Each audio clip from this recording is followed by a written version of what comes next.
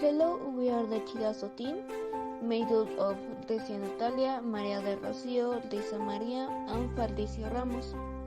Today we will talk about Leonardo da Vinci and one of his emblematic works, La Mona Lisa, and about La Casa Azul, which it belonged to Diego Rivera and Frida Kahlo, and now is a museum.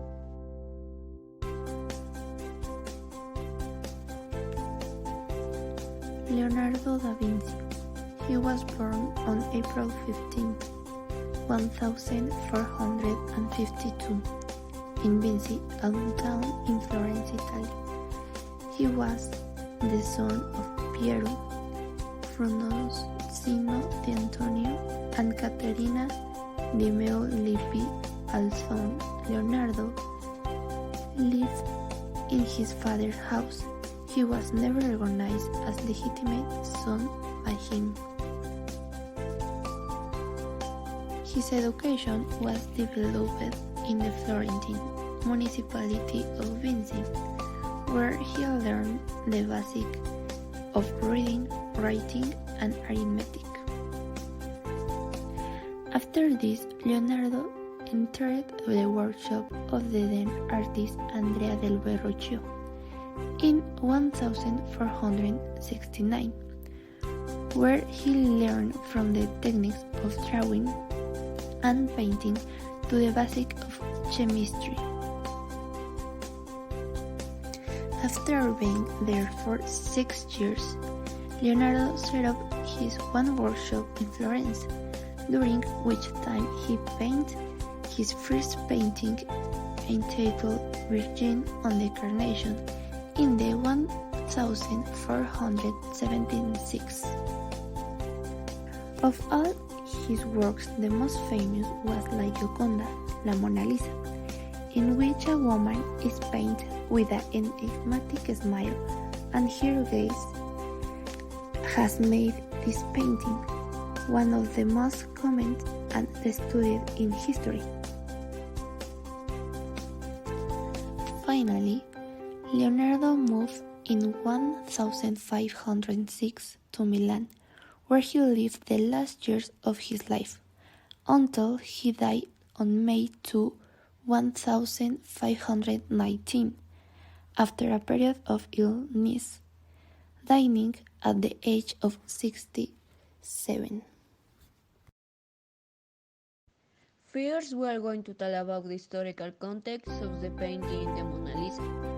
The Mona Lisa, also known as the Gioconda, is a work of the Renaissance which was painted by the artist Leonardo da Vinci.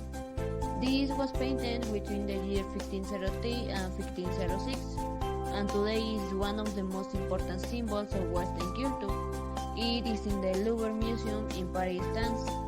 Also, it's one of the most visited works every year, and it is considered the most famous painting in the world.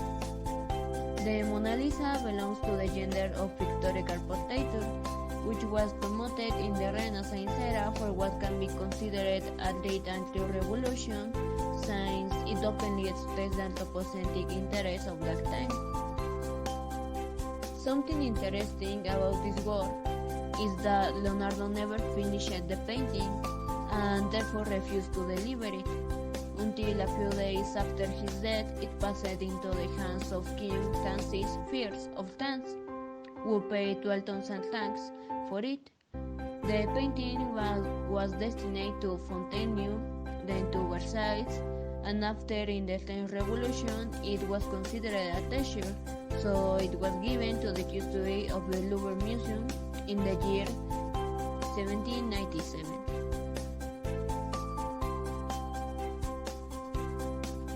Now we continue with the characters of the work.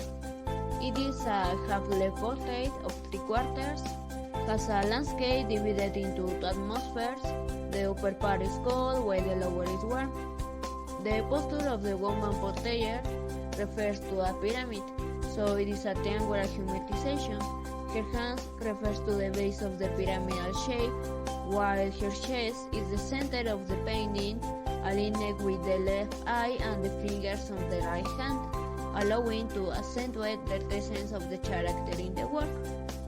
The woman's head He is covered by a veil, which was attributed to chastity and was often used in portraits of wives. However, it may also refer to pregnant or postpartum women. The Mona Lisa pose indicates serenity, and along with her direct gaze indicates mastery of feelings, which was not attributed to women at the time. Also, it can be said that the woman's expression is ambiguous, as her body, gaze, and hands are at slightly different angles, plus the sfumato technique takes an illusion of this. Within the left eye of the work, a column base can be seen, so it is inferred that the woman is sitting in a gallery. Like with the landscape is to some extent unbalanced, since there is no continuity between the two parts of it.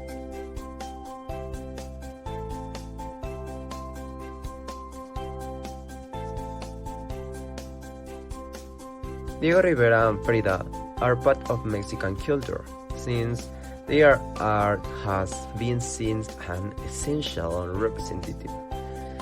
Hence, the importance of talking about knowing about the theme and their lifestyle and the context in which they express themselves.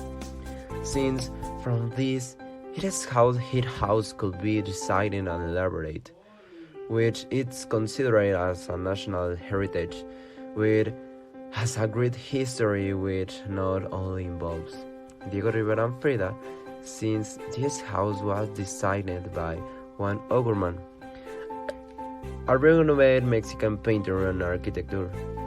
In the same way, it should be noted that this house has become a museum in which you can see a variety of both Diego and Frida. The Diego Rivera and Frida Kahlo study house is made of 3 study houses, a photography, laboratory, and garage. The first house was built by Juan O'Gorman between 1929 and 1931. The buildings incorporate functionality elements that they adapted in several cases to the Mexican landscape, such in the case of the pilots, slender columns that support the structure of the first level. The use of concrete and terracotta covers, exposed electrical installation and drains open the floors as lobby, and the Heital skinker as central element that stands out from the whole complex. A constant in this space is the organic cactus perimeter fence, which allows the wall set to be visually engraved, but inside and outside. It is a fundamental part that talks about the importance that O'Gorman gave to landscape architecture. The house, today known as Casa Frida Kahlo, house the part designed for housing with a bathroom, kitchen, living room, bedroom, and a study on the second floor for Frida Kahlo. The proportions of space are not in smaller scale since functional and spread minimal housing. On the roots of the two constructions, there are terraces that serve as ponds and that in turn connect both space by means of bridge. From here, you call the glimpse of the town of San Angel with its burial and neo-colonial buildings. It is in house that Frida makes his work that will later consolidate her as an artist. What Would the Water gave me the virtual eye and designed Dimas.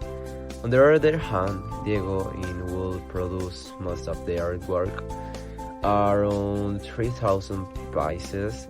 He will also keep his collection of Cudas and Calaveras hair, as well as part in his collection pre-Hispanic art, Mexican craft. After Rivera's read in April 1981, the NABA, National Institute of Fine Arts, was assigned through the federal government. The custody of the tree property for the purpose of promoting, organizing, and disseminating fine arts of the benefit on Mexicans. With all this, art is related to the environment of a person. Day by day, it is reflected in different types, and thanks to the art, the human being practice and reflection or representation of their emotions, feelings, sensation of something. And art also reflects different types of art, whatever it may be. An artist is a medium where there is passion, creativity, and above all, enjoyment. Through this, it can be learned that great artists of different types such as Da Vinci and Overman represent a moment and context through the various works, and how this the connection of representation and artist, moment and the fact that became part of history towards humanity.